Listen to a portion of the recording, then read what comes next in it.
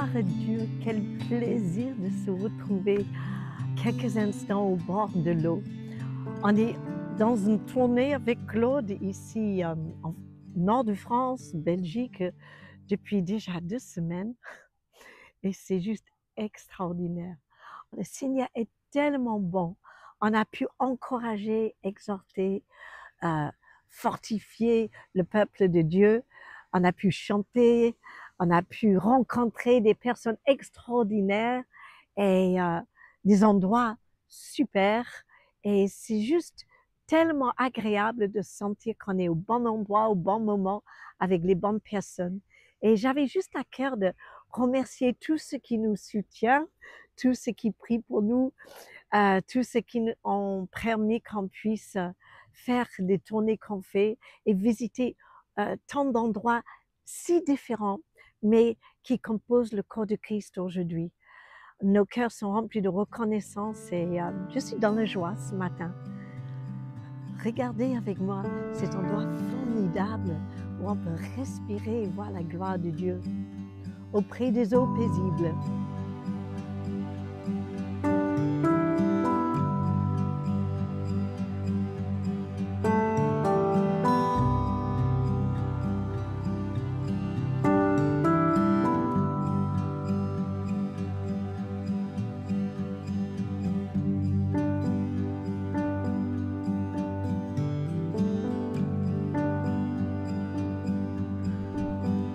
Eh bien, donc voilà, depuis maintenant un peu plus d'une quinzaine de jours, comme le disait Julien, nous avons été en Belgique, nous sommes retournés sur la France et là nous allons repasser la frontière, façon de parler, parce que maintenant il n'y a plus de vraies frontières. Nous allons retourner en Belgique où nous avons demain, eh bien, dans la ville de Liège, une convention, nous sommes orateurs, puis on va continuer jusqu'à la fin du week-end avec des réunions chaque jour dans différentes églises.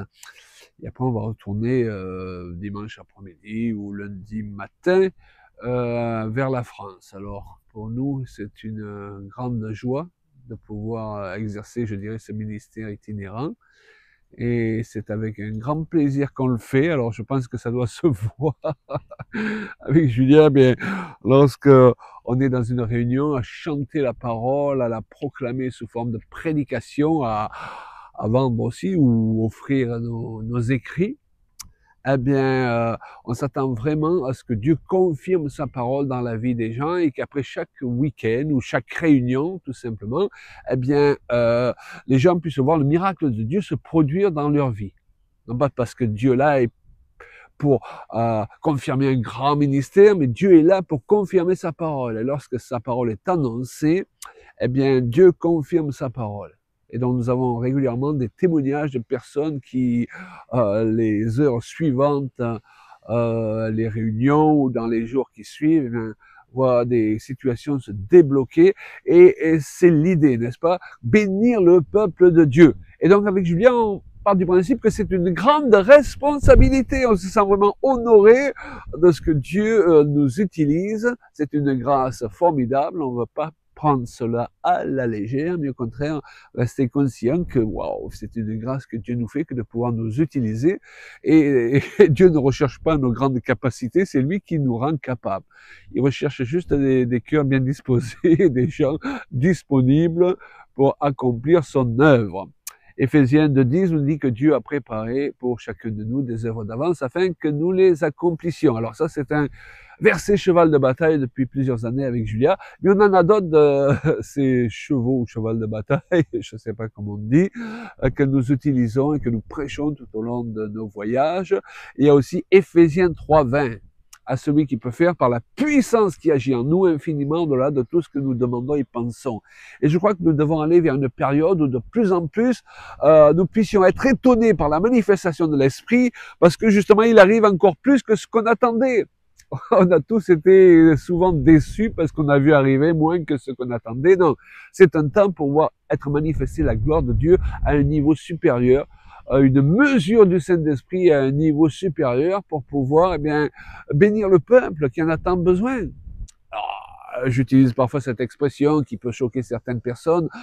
on a l'impression ces dernières années que la gloire de Dieu est allée faire un tour ailleurs parce qu'on n'a plus autant de guérisons et de manifestations de puissance qu'on avait à une époque. Avec Julia, on a été pasteur pendant plus de 20 ans, mais on a connu une époque de gloire. C'était la même époque que Toronto et malgré peut-être tous les abus qui ont accompagné cette sorte de réveil, eh bien, ça n'empêche pas que c'était produit par le Seigneur. Et je me rappelle que lorsque nous-mêmes nous sommes revenus de voyage de Toronto, nous avons vu le Saint-Esprit se répandre dans l'Église au point que tous les mois, on avait des conversions, on avait des baptêmes, on a vu deux de nos enfants, nos 2 filles se convertir dans cette ambiance. Vous voyez, la Bible dit qu'on reconnaît un arbre à ses fruits. Beaucoup de gens, lorsque on parle de cette sorte de manifestation du Saint-Esprit, ils relient ça à l'occultisme, au New Age, ou encore, eh bien, à la sorcellerie. Enfin, ils pensent que ça vient d'en bas. Eh bien, je voudrais vous dire que ça vient d'en haut, et si parfois la chair se met au milieu pour créer des troubles, et parfois, eh bien, même des manifestations qui ne viennent pas du Seigneur sont là pour créer la confusion. Il ne faut pas remettre en question la base, alléluia, qui correspond à ce qui s'est passé le jour de la Pentecôte, qui nous est relaté dans les Actes des Apôtres, où le Saint-Esprit s'est répandu avec un bruit, un vent violent, et puis les gens, il y avait toute une partie d'entre eux qui semblaient sous, ce qui a fait dire à ceux qui passaient par là, dis donc, ils sont pleins de vin doux, c'est pas l'heure pour boire. Alors je voudrais vous dire qu'il faut être ouvert à ce que le Saint-Esprit fait, il faut être sage, et peser évidemment tout ce qui nous est présenté sans tout accepter comme venant du Saint-Esprit. Mais parfois, on nous a tellement appris et conditionné à avoir peur de tout qu'on se retrouve à chercher le diable partout au lieu de chercher Dieu partout. Et c'est un temps pour que l'Esprit de Dieu il souffle avec plus de force, avec une mesure supérieure, avec une démonstration d'esprit et de puissance comme il y en a rarement eu pendant l'histoire de l'Église, avant que le Seigneur retourne. Moi, je crois que le Seigneur il vient chercher une Église glorieuse, pas une Église raplapla, et avec Julia, et ainsi que beaucoup d'autres serviteurs de Dieu, de par le monde, mais nous nous sentons particulièrement concernés par le monde francophone. Eh bien, je crois que nous avons un appel pour ramener la gloire de Dieu au milieu du peuple de Dieu.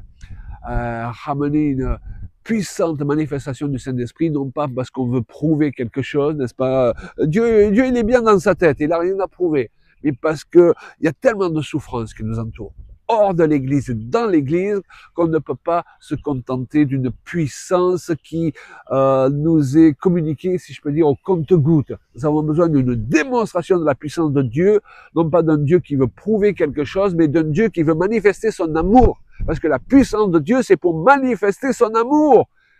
Il y a 2 sortes d'onctions qu'il faut, et il faut pas les mélanger. Il y a l'onction que Dieu nous donne par la nouvelle naissance, qui fait dire à Jean, eh bien, vous avez reçu l'onction, et son onction vous enseigne toutes choses.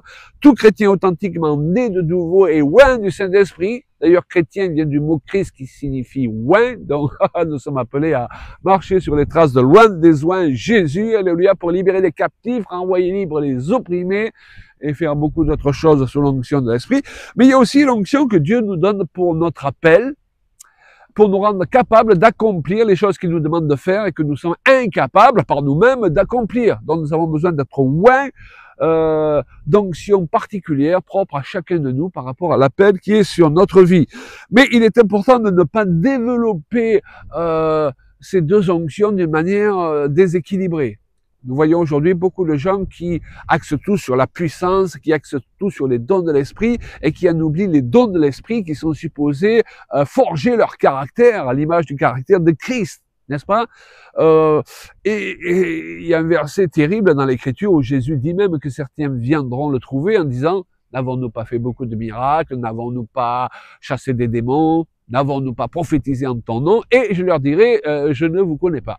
C'est-à-dire on n'a pas de relation et vous n'avez pas développé ni cette relation avec moi, ni le caractère que vous êtes supposé développer. Aujourd'hui, beaucoup trop de gens servent Dieu avec des caractères de cochon. Permettez-moi l'expression. Donc nous sommes avant tout appelés à développer les fruits de l'esprit pour que lorsque nous manifestons les dons de l'esprit, ils soient l'expression de l'amour de Dieu pour toucher les perdus et pour toucher ceux qui souffrent, lorsque Dieu touche l'aveugle, lorsqu'il ressuscite un mort. Voilà, c'est pour consoler les gens, comme cette femme qui était consolée par la résurrection de son fils dans l'Écriture. C'est pas juste pour prouver qu'on est le plus grand ou prouver que eh bien Dieu nous utilise nous. C'est pas pour satisfaire notre ego. C'est pour manifester la caractéristique de l'identité de Christ. Wow. Alors, c'est des choses que nous prêchons à droite et à gauche. Nous croyons qu'aujourd'hui, plus que jamais, il nous faut des ministères équilibrés, des prédications équilibrées, des couples équilibrés, des églises équilibrées. Équilibré, ça veut pas dire être tiède, hein, non, mais ça veut dire manifester et développer en harmonie autant les fruits de l'esprit que les dons de l'esprit. Parfois, nous avons affaire à des gens qui s'opposent les uns aux autres, les adeptes du don contre les adeptes du fruit, mais il nous faut les deux. La Bible compare souvent le Saint-Esprit à une colombe, n'est-ce pas? Et une colombe, il faut bien que, pour qu'elle puisse voler convenablement, elle ait deux ailes. Et on ne peut pas se contenter juste de développer les fruits, parce que ces fruits ont besoin d'être exprimés par la puissance de Dieu. On ne peut pas se contenter simplement de la puissance, parce que si elle n'a pas ses racines dans l'amour de Dieu et dans les fruits de l'esprit, eh bien, il va y avoir un déséquilibre. Voilà, je voulais partager ces choses avec vous. J'espère que, eh bien, elles vous seront une bénédiction. Et nous allons continuer, eh bien, notre tournée avec mon épouse. Et c'est parti pour, bonjour messieurs, dames, et c'est parti pour de nouvelles aventures en Belgique ce week-end.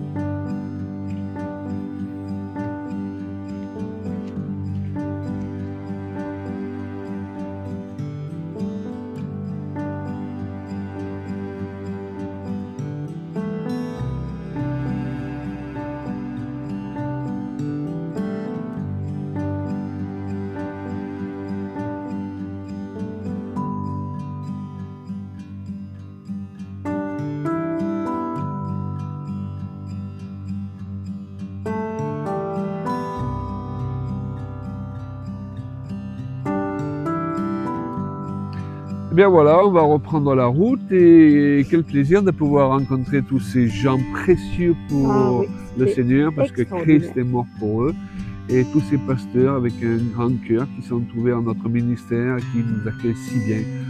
Ça nous fait vraiment chaud au cœur, hein Julia? Oui, c'est comme si on est en train de tisser un filet pour créer des liens dans le corps de Christ entre des personnes de toutes sortes. Et chaque église est tellement différente et on est honoré. On est honoré de faire ce qu'on fait. Ce sont des liens d'amitié. C'est une belle aventure. Hein, ce sont des liens d'amitié. Et aujourd'hui, l'amitié va jouer un grand rôle pour unir toute une partie du corps de Christ. C'est vrai. Ok.